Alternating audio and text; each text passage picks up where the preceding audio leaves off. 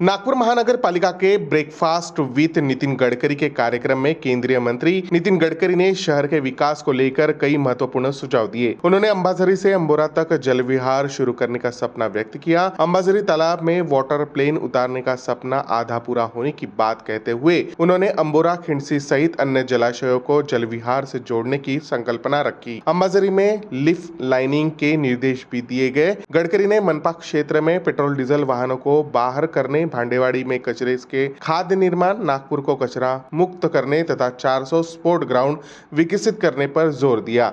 London street में नाना नानी park और 10 वर्ष से कम उम्र के बच्चों के लिए विशेष पार्क बनाने के निर्देश भी दिए हैं।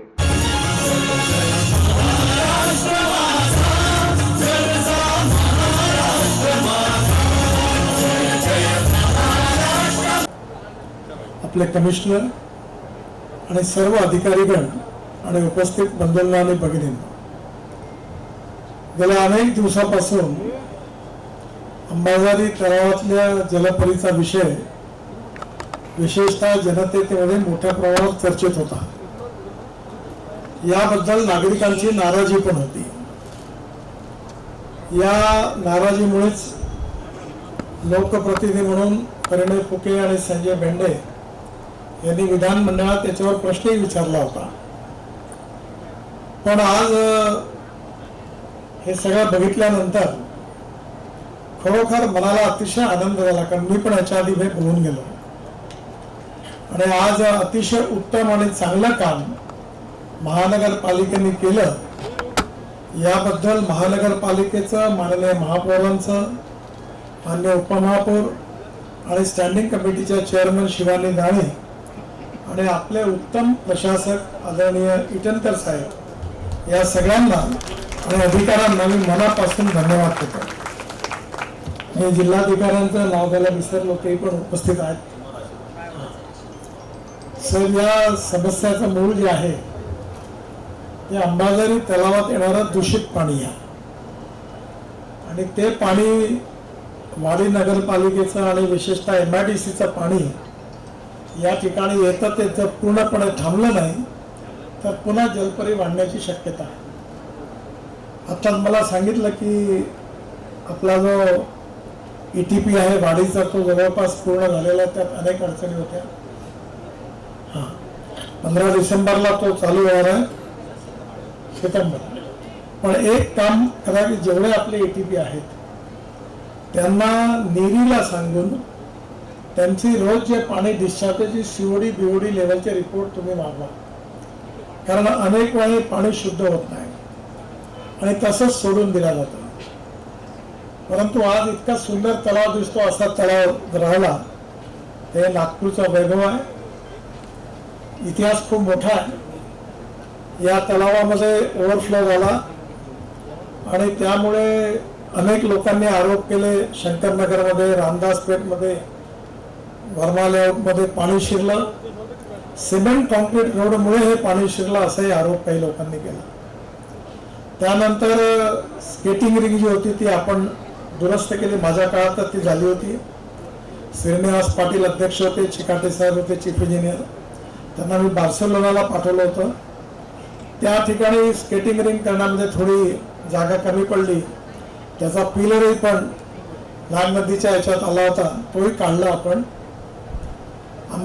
विशेषतः पंचशील चौकातला ब्रिज कोलॅप्स झाला, तो ब्रिज मी हा जो आपला ब्रिज बनलेला आहे आपल्या इथून अंबाझरीवरून जाणारा महाराज बागेकडे, त्या कॉन्ट्रॅक्टरकडनं त्याच्यात ऍड करून NHAI कडनं तो बांधून घेतला।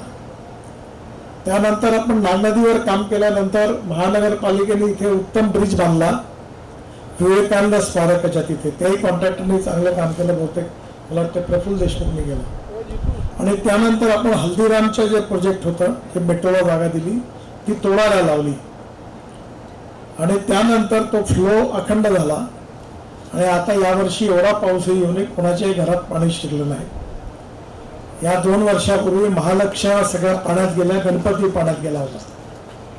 आता कुठे सिमेंट कॉन्क्रीट रोडला ते कारण नव्हतं आणि आता नाग नदीचं काम सुरू झालेलं आहे। या अंबाझरीच्या तलावाच्या भोवतीची जागा आहे फॉरेस्ट डिपार्टमेंटचे आताचे अधिकारी यांचा काही दोष नाही. हां, परिणामी मला आत्ता सांगितलं की त्याचा मागचा भाग आहे तिथे बायोडायव्हर्सिटीचं उत्तम काम त्यांनी केलं आहे, त्यामुळे पक्षी यायला लागले. पण त्याचबरोबर मी फॉरेस्टला सुधाकर नाईक मुख्यमंत्री असताना ही जागा द्यायला लावली सगळी. ज्या रीतीनं हा वाडीचा हिंगणाकडे जाणारा रोड आहे, पण त्याच्यावरही लोकांनी जागा विकल्या, अनेक लोकांनी घरं बांधली. आणि सगळ्यात दुर्भाग्य म्हणजे जी जागा झाडं लावायला दिली ते सगळे मार्गदर्शन करणाऱ्या फॉरेस्टच्या अधिकाऱ्यांनी झाडं लावणाऱ्या जागेवर आपली बिल्डिंग पण बांधली, एवढी सीएमसी ती. त्यामुळे मी नेहमी म्हणालो की याला बाजूला झाडं लावायची आपण. पण आता अंबाझरीमध्ये नागनदीचा एक प्रकल्प सुरू झालेला आहे आणि माझं स्वप्न होतं की एका वेळी इथून नावेत बसून आपण अंभोरापर्यंत जाऊ शकलो पाहिजे. कठीण आहे पण असंभव नाही आहे, वेळ लागेल पण ते होऊ शकेल. आणि म्हणून या ठिकाणी कलेक्टर साहेबांना माझी विनंती आहे की MIDCचं दूषित पाणी आणि विशेषतः वाढीचं हे येणार नाही याची जबाबदारी आपण जी घेतली आहे ती जर पूर्ण पार पडली तर या ठिकाणी जलपरी काही तयार होणार नाही. मधल्या काळात जलपरी जेव्हा तयार झाली तेव्हा चंद्रपूरच्या एक महिला माझ्याकडे आल्या, त्यांनी त्याच्या पर्सेस तयार केल्या, वेगवेगळ्या वस्तू तयार केल्या, फ्लॉवर पॉट तयार केले. त्यांना मी आयुक्तांना सांगून आपल्या स्मार्ट सिटीमध्ये पार्टीला जागा द्यायला लावली आणि त्यांनी महिलांना ट्रेनिंग पण दिलं. ही जलपरी आहे, याच्यातून आपण बायो CNG पण तयार करू शकतो. त्यामुळे मला आनंद आहे की एक अतिशय उत्तम पर्यावरणाच्या दृष्टीने उत्तम सोल्युशन महानगरपालिकेने काढलं. महापौर, आयुक्त, स्टँडिंग कमिटीच्या चेअरमन, उपमहापौर, सगळे संबंधित नगरसेवक यांना मी धन्यवाद देतो. महानगरपालिकेने अनेक भारतीय स्तरावर, राष्ट्रीय स्तरावर एक उत्तम प्रोजेक्ट केला, तो आता यशस्वी झाला. आणि तो प्रोजेक्ट म्हणजे विशेषतः भांडेवाडीला जो कचरा यायचा त्या कचऱ्यामधून ऑर्गॅनिक वेस्ट सॅग्रिगेट करणं आणि सॅग्रिगेट केल्यानंतर त्यातून बायो CNG तयार करणं. मला सांगताना अतिशय आनंद आहे की 28 ton per day bio CNG म्हणजे नागपुरातल्या 30,000 गाड्या म्हणजे 4 व्हीलर आता या CNG वर फिरू शकतात. मी आत्ताच विनंती केली महापौरांनाही करतो, आयुक्तांनाही करतो की महानगरपालिकेत पेट्रोल आणि डिझेलवरची एकही गाडी ठेवू नका, सगळ्या गाड्या अल्टरनेटिव्ह फ्युएल आणि बायो फ्युएलवर आणा, जेणेकरून पर्यावरणाच्या दृष्टीने पोल्युशन नागपूरचं कमी व्हायला खूप मोठी मदत मिळेल. त्याचबरोबर आपण जर प्लास्टिक निघतं, कारण मी पण पर्यावरणवादी असल्यामुळे सतत यात काम करत असतो, मी ते प्लास्टिकमधून एक क्रूड ऑइल तयार केलं आणि त्याचा एक मद्रासमधले सायंटिस्ट आले आणि त्याचा प्रयोग मी केला आणि आता हे सगळं प्लास्टिक गोळा करून 5,000 लिटर हे इंडस्ट्रीयल ऑइल तयार होतं आणि ते ऑइल आता MIDCच्या आणि अनेक फॅक्टरी विकत घेतात. MSCBला पण द्यायला लागलं आणि आता प्लास्टिक पण सगळ्या शहरातलं समूळ नष्ट करण्याचं काम करणारी टेक्नॉलॉजी सुरू झाली. आज आपल्याला भांडेवाडीमध्ये आपण जे खत तयार करतो ते खत खूप महत्वाचं आहे, ऑर्गॅनिक खत आहे. मी शेतीमध्ये काम करतो त्यामुळे मला त्याचं विशेष महत्व आहे. त्या खतामध्ये मी खूप प्रयोग केले आणि आता आमच्याकडे एवढं सुंदर आहे की आता 25,000 टन खत तयार होतं. परवा मौद्याला रिलायन्सचा प्लांट आहे, तनसापासून CNG तयार करा, त्यांचा 4,000 टन सगळं खत विकत घेतलं आणि आमच्याकडे प्रेसमड स्पेंट लॉसचं खतात कल्चर ॲड केलं आणि त्यातून एवढं सुंदर ऑर्गॅनिक खत तयार झालं आहे की ज्याच्यामुळे मला एका एकरमध्ये 15 टन तुरी झाला, 88 टन ऊस झाला आणि आता ते पॉप्युलर झालं. ते शेतकऱ्यांपर्यंत पोहोचून शेतकऱ्यांनी केमिकल फर्टिलायझर आणि पेस्टिसाइडचा उपयोग न करता ऑर्गॅनिक फ्रूट्स, व्हेजिटेबल आणि अन्नधान्य घातलं पाहिजे, खाल्लं पाहिजे. याचा मी आमच्या ॲग्रो विजनतर्फे आम्ही प्रचार करतो. तर 3 दुकानंही नागपुरात सुरू झाली आहे, शेतकऱ्यांचं संमेलन पण झालं की जेणेकरून हा विषयुक्त हे सगळं रासायनिक खतावळी इन्सेक्टिसाइड आहे यापासून आपल्याला शुद्ध भाजीपाला मिळावा. खरं म्हणजे आपण एक छोट्या छोट्या प्रयत्नातून नागपूर स्वच्छ होणार आहे. 24 तास पाणी देणारी योजना राबवणारं शहर केवळ नागपूर आहे. गेल्या 15 वर्षात कुठे मोर्चा नाही निघाला. कचऱ्यापासून खत करण्याकरता नेदरलँडची टेक्नॉलॉजी आपण आणली. एक राधाकृष्णन नावाचे कमिशनर होते, त्यांनी मला मी समजून सांगितलं ही टेक्नॉलॉजी घ्या. तर त्यांनी मला असं त्यांना जरूर बोलवा एकदा. ते म्हणाले मी शर्यत लावतो की या ठिकाणी हा प्रकल्प यशस्वी होऊ शकत नाही. मी म्हणलं ठीक आहे, तुमची माझी शर्यत लागली. तुम्ही मी जिंकलो तर भाऊ काय करायचं, तुम्ही हारले तर काय करू आपण ठरवूया. तर त्यांना एकदा बोलवा. त्यांनी जिद्द केली आणि आपण हा प्रकल्प यशस्वी केला. राधाकृष्णन चांगले अधिकारी आहे, त्यांच्या माझे चांगले संबंध आहे, पण काही ठिकाणी विजन आणि निर्णय घेण्याच्या बाबतीत मतभिन्नता असू शकते. आज तो प्रकल्प यशस्वी ते खातही तयार झालं, प्लास्टिक पण आलं आणि आता नागपूर कचरा मुक्त स्वच्छ नागपूर होणार आहे. 2 गोष्टी महापौरांना माझी विनंती आहे की या ठिकाणी आता आपण नागपूरला जसं तुम्ही आज इथे म्हटलं तसं नागपूरला बर्थ पार्क तयार केला. त्याची फर्स्ट फेज पूर्ण झाली. नाही तुमचा नाही, एक वर्धा रोडलाही तयार केला आणि तिथे आता अशफाक म्हणून आर्किटेक्ट आहे, त्यांनी मोठं डिझाईन केलं. त्याला फॉरेस्ट डिपार्टमेंटने 24 कोटी रुपये दिले आणि जगातून मोठे मोठे प्राणी त्याच्यातले पक्षी येणार आहेत आणि त्या जाळीमधून तुम्ही आतमध्ये जेव्हा जाल तेव्हा पक्षी तुमच्या खांद्यावर बसणार आहे. आणि तिथे ॲडव्हेंचर स्पोर्ट आहे. तिथे हबीब खाननी सुंदर एक डिझाईन केलेलं फुटओव्हर ब्रिज आहे. आता NHAने भारतात सगळ्या ठिकाणी तसं बांधायचं ठरवलं. खूप सुंदर आहे आणि त्या ठिकाणी तलाव आहे, तिथे पक्षी यायला लागले आहेत. तर त्या बर्ड पार्कमध्ये हेही देशातलं पहिलं आहे. आणि आता इथे वॉटर स्पोर्ट्समध्ये ज्यावेळी कलेक्टर होते इटनकर साहेब, तेव्हा मी हायवरक्राफ्ट आणायचा निर्णय घेतला. ठरलं, त्याला ऑर्डर दिला, पण IAS अधिकाऱ्यांच्या समोर चालत नाही, कारण तेच हुशार असतात. त्याच्यामुळे डॉलरच्या तुलनेत रुपीज फ्लक्च्युएट झाला, त्यामुळे त्याची किंमत वाढली आणि त्या अधिकाऱ्यांनी ही कॉस्ट वाढली. तर त्याला डॉलरच्या रुपीज आपल्या हातात नसतं आणि म्हणून त्यांनी त्याला म्हणा शेवटपर्यंत 100 वेळा सांगून मान्यता दिली नाही. इटनकरही कंटाळले, मी कंटाळले. ते पैसे मंजूर होऊन पडले.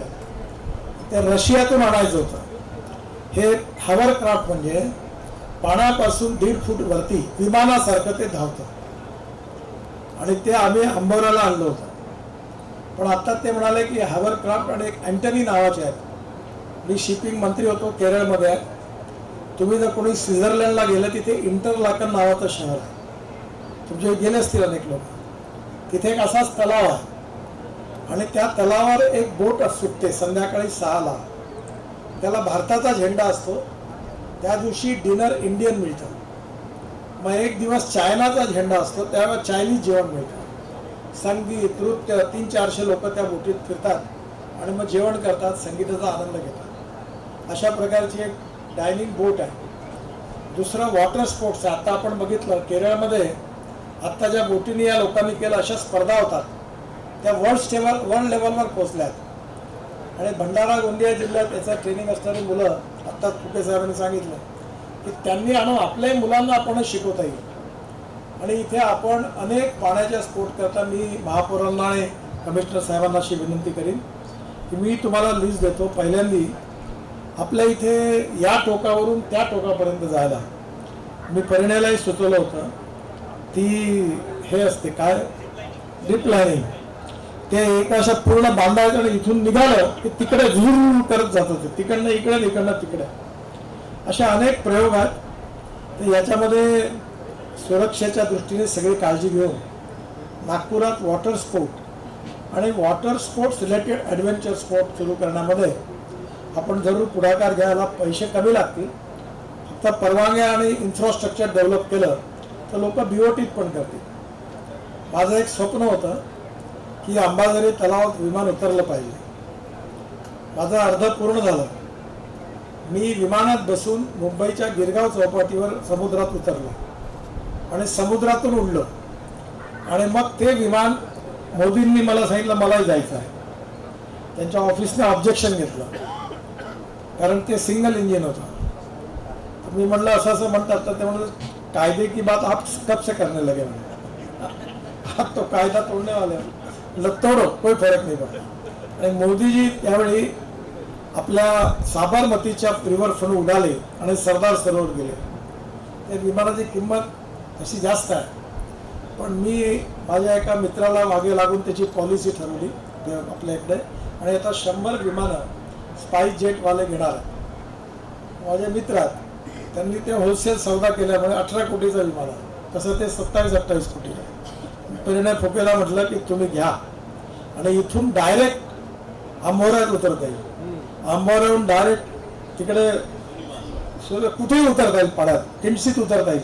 ते आशिष जयस्वालांनी पण याच्या मागे लागले होते आणि म्हणून पाण्यात उतरणारं विमान हॅवरक्राफ्ट बोट्स आणि याच्याकरता सगळे सेफ्टी मेजर्स घेऊन नागपूर हे पर्यटकांच्या आकर्षणाचं केंद्र व्हावं अशी महापौरांची इच्छा आहे. एकदा आपण प्री बीड कॉन्फरन्सला सगळ्या टेक्नॉलॉजीवाल्यांचं प्रेझेंटेशन घेऊ त्यांच्या सगळ्यांना बोलवू आणि नंतर आपण जर या ठिकाणी केलं तर नागपूरच्या जनतेचा आनंद अजून मोठ्या प्रमाणात वाढू शकतो. नाग नदीच्या कामाला आता सुरुवात होते. परवा माझ्याकडे मीटिंग झाली. अनेक गोष्टीमध्ये आपण आता नाग नदीच्या बाबतीतही आपल्याला सगळ्यांचं सहकार्य पाहिजे. लोक दोन्ही बाजूने तबला डबल ढोलकी वाजवतात. मीडियावाले वाजवतात आणि इन्फ्लुएन्सरही वाजवतात. केलं नाही तर केलं नाही म्हणतात आणि केलं तर हे काम ते काम म्हणून तिकडं नाही लिहितात. त्यामुळे त्यांचं काम त्यांना करू दिलं पाहिजे. काही प्रॉब्लेम नाही. आमची काही नाराजी नाही आहे पण जे हिताचं आहे ते झालं पाहिजे. आणि म्हणून महापालिकेला मी आत्ता परवा शिवानी दाणीला एक सांगितलं की लोक तुझं लक्षात ठेवतील 1 वर्षाचाच कालावधी आहे. तो लंडन स्ट्रीटमध्ये तू एक नाना पार्क डिझाईन कर. तिने ऑफिस कॉन्ट्रॅक्टरला सांगितलं. बहुतेक त्यांनी डिझाईन केलेलं आहे आणि एक 10 वर्षाच्या खालच्या मुलांकरताच पार्क. त्याच्यावरती कोणाला जाता येणार नाही असा एक पार्क तयार केला. तिथे मुलं खेळली पाहिजे. आणि स्पोर्ट्समध्ये आता असं आहे की माझी नात ती जिम्नॅस्टिकला जाते. तर 500-600 मुली त्या जिम्नॅस्टिकच शिकतात. तर जिम्नॅस्टिकचं एकच पाहिजे. एक केव्हा आपण आपल्या इथे ज्या स्केटिंग रिंग आहेत त्याचेच ग्राउंड तयार करू. काही कबड्डी किंवा खो खोचेच तयार करू कारण आपले ग्राउंड एवढे मोठे नाही आहे. आणि आता कलेक्टर साहेब आणि कमिशनर साहेबांनी आपल्याला 180 एकर जागा जी आहे जी आपण पूर्व नागपूरला मोठं स्पोर्ट्स एक करतो आहे साईचं त्याची जागा आता जवळपास क्लिअर करत आणली आहे. म्हणजे माझी कल्पना आहे की आपल्या शहरात कमीत कमी 400 ग्राउंड आपल्याला खेळायची करायची आहेत. आणि मी स्वतःही इंटरेस्ट घेतला. मी 4 क्लब तयार करायच्या मागे लागला. एका क्लबवर 2000 मुलं खेळतील रोज आणि तेही स्वस्तात. 25 स्विमिंग टँक झाले पाहिजे. मी सगळ्या योजना तयार केल्या आणि तुम्हाला माहिती आहे की मी जे बोलतो ते बहुतेक होतेच. हां आता आहेच मीटिंग. आठवड्याची मान्यता झाली. मी सिमेंट कॉन्क्रीट रोड पण त्याला करून मान्यता देऊन दिली CRF मध्ये. त्यामुळे आपल्या शहरातली 1 लाख मुलं संध्याकाळी मैदानावर खेळली पाहिजे. आपल्या शहरातली 1 लाख लोक बगीच्यामध्ये गेली पाहिजे. आणि ज्येष्ठ नागरिक जे आहेत रिटायर झालेले त्यांना प्रत्येक नगरसेवकांनी त्यांच्या विरंगुळा करताही पार्क तयार केला पाहिजे. म्हणजे ज्येष्ठ नागरिक असतील लहान मुलं असतील किंवा या निमित्ताने या समोर या सगळ्यांकरता या छोट्या छोट्या गोष्टीतून सुखांत वाढतं. डोमेस्टिक हॅपी ह्युमन इंडेक्स आणि नागपूरच्या जनतेचा सुखांक वाढवणं हे महानगरपालिकेचं कर्तव्य आहे. स्वच्छ नागपूर, प्रदूषणमुक्त नागपूर आणि या नागपूरमध्ये पर्यटनाचा आनंद मिळेल सगळ्यांना आणि ह्या सगळ्या सोयी अतिशय सवलतीच्या दरात उपलब्ध झाल्या पाहिजे. मी जेवढे स्विमिंग टँक करणारा हेल्थ क्लब करणारा 500 रुपयात गेला. गरीबाचा मुलगा स्विमिंग टँकमध्ये रोज जाऊ शकला पाहिजे. तर क्लबसारखी फी नाही पाहिजे. त्यामुळे आपण खूप चांगली योजना तयार केली आणि आज महानगरपालिकेने आपल्या सर्व नागरिकांना आनंद देणारा हा प्रकल्प आज यशस्वी केला. अशाच प्रकारे फक्त एक भीती होती मी जेव्हा आलो तेव्हा या कार्यक्रमाला यायच्या आधी की पुन्हा घाणपाणी येत राहील, पुन्हा जल काय आपली जलपर्णी पुन्हा वाढेल आणि वर्तमानपत्र गडकरी आले, उद्घाटन झालं आणि पुन्हा हे वाढली. म्हणजे हे होता कामा नये. आता याची जबाबदारी आयुक्त साहेबांची आणि कलेक्टरची आहे. आणि ते जर घाणपाणी नाही बंद झालं तर आपण कारवाई करा. MIDC असेल त्याच्यावर करा, कोणावरही करा. कायदेशीररित्या या शहरातलं एन्व्हायरमेंट प्रोटेक्ट करण्याकरता कोणाचीही मुरवत करायचं काही कारण नाही. आणि म्हणून मला पुन्हा एकदा आज एक चांगली सुरुवात महापौरांनी, स्टँडिंग कमिटीच्या चेअरमन आहेत, त्यांनी या प्रकल्पात विशेष लक्ष घातलं आणि हा प्रकल्प यशस्वी केला. आयुक्तांनी ओनरशिप देऊन याच्या मागे लागून जिल्हाधिकारी असताना त्यातून पैसे दिले आणि त्यातून हा लोकांच्या आकर्षणाचं असणारा ऐतिहासिक तलाव आता एक सुंदर बनण्याचा झाला. एक अजून माझी विनंती आहे, मी मागे लागून इथेच बाजूला लाईट अँड साऊंड शो विवेकानंदांवरचा इथे चालू केलेला. त्याला महानगरपालिकेच्या शाळेच्या मुलांनी तो बघायला यावा. नाही, लाईट अँड साऊंड शो NITच्या अधीन आहे तो. तर त्यांना जरूर तुम्ही तुमच्या मुलांना पाठवा. आणि दुसरं, यावेळी सुरेश भट सभागृह तुमचं, तिथे आपण राष्ट्रीय बाल चित्रपट महोत्सव घ्या. मी तुम्हाला फुकटात सिनेमा आणून देईन, ती सिस्टीम उभी करून देईन आणि एअर कंडिशन हॉलमध्ये झोपडपट्टीतल्या गरीब मुलांना छत्रपती शिवाजी महाराज असतील, बाबासाहेब आंबेडकर असतील, सगळी जी चांगली सिनेमा आहेत रोज सकाळी दुपारी 4-5 वाजेपर्यंत बघता येतील. अशा प्रकारचा एक चित्रपट महोत्सव पण तुम्ही करा. त्यालाही पण सगळं सहकार्य करतील. परवा सुरेश भट सभागृहात पण मी गेलो होतो. खाली आता रिपेअर करायची बरीच गरज आहे, पण खाली एक हॉल चांगला झाला आहे. तिथे आर्ट गॅलरी तयार झाली आहे. घेतला ना, त्याला फुकटच केलं, काही करत नाही पैशाची. सांस्कृतिक महोत्सव खासदार समितीकडनं मी तुम्हाला स्पॉन्सर करून देईन. तर तुम्ही रोज हजारो मुलं जर शिवाजी महाराजांचा तिथचा इतिहास त्या मुलांना माहिती आहे. असे नवीन उपक्रम आपण जरूर करा. पुन्हा एकदा आपल्या नागपूरच्या जनतेच्या वतीने मी नागपूर महानगरपालिकेचं, मान्य महापौरांचं, उपमहापौरांचं, स्टँडिंग कमिटीचे चेअरमन आहेत त्यांचं, आणि विशेषतः हे चांगली गोष्ट केली, आपलं जरी सरकार असेल तरी आवाज उचलला पाहिजे. आपण जनतेशी प्रामाणिक आहोत.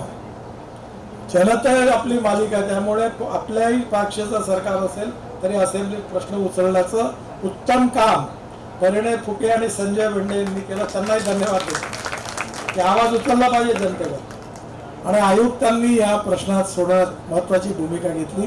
त्यांना ज्यांनी मशीन दिलं त्या मॅडम आल्या होत्या, त्यांचं, सगळे कर्मचारी, महानगरपालिकेचे अधिकारी, NGO, सामाजिक संघटना, या भागातले सगळे नगरसेवक, या सगळ्यांना पुन्हा एकदा त्यांचं अभिनंदन करतो. आता लक्ष थोडं तेलंखेडी तलावाकडे. हा, आणि या भागातला नगरसेवक योगेश पाचपर माझ्याकडे हे साफसफाई करायला 3-4 वेळा निवेदन म्हणजे होत नाही म्हटलंय का कुठं होईल, कुठून जलपरी जाईल, नाही म्हणा होईल. माझा याच्यावर विश्वास नाही, मी कबूल करतो. पण आज प्रत्यक्ष बघितल्यावर काम झालं त्याचा मलाही आनंद आहे. योगेश पाचपोरचे पण मी मनापासून अभिनंदन करतो. पुन्हा एकदा आपल्या सगळ्यांना खूप खूप धन्यवाद आणि नमस्कार.